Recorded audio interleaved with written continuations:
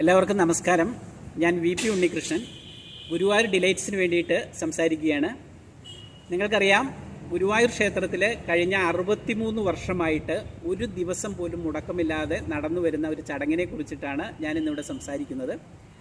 നിങ്ങൾ ഗുരുവായൂരിൽ ഒരു തവണയെങ്കിലും വന്നിട്ടുള്ളവർ, ഗുരുവായൂർ ക്ഷേത്രത്തിൽ നിർമ്മാല്യ ദർശന സമയത്ത് ഗുരുവായൂർ ക്ഷേത്ര പരിസരത്തുണ്ടായിട്ടുള്ളവർക്ക് മറക്കാനാവാത്ത ആ അനുഭൂതിയാണത്. അത് ഒരു ദിവസം പോലും മുടങ്ങാതെ ഇവിടെ നടന്നു വരുന്നതാണ്. അതിനെക്കുറിച്ചിട്ടാണ്, ആ സംഗീത മാധുര്യയെക്കുറിച്ചിട്ടാണ്, സംഗീത ലീലയെക്കുറിച്ചിട്ടാണ് ഇന്നിവിടെ സംസാരിക്കുന്നത്.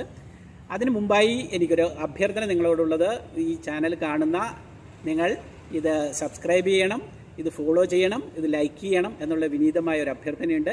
നമുക്ക് കഥയിലേക്ക് വരാം. ഗുരുവായൂർ ക്ഷേത്രത്തിൽ നിർമ്മാല്യം എന്നത് ഗുരുവായൂർ ക്ഷേത്രത്തിലെ ഏറ്റവും പ്രധാനപ്പെട്ട ചടങ്ങാണ്. ബ്രാഹ്മമുഹൂർത്തത്തിൽ വെളുപ്പിന് 3 മണിക്കാണ് ഗുരുവായൂർ ക്ഷേത്രത്തിലെ നിർമ്മാല്യ ചടങ്ങുകൾ നടക്കുക. ഗുരുവായൂർ ക്ഷേത്രം മേൽശാന്തി പുലർച്ചെ 2 മണിക്ക്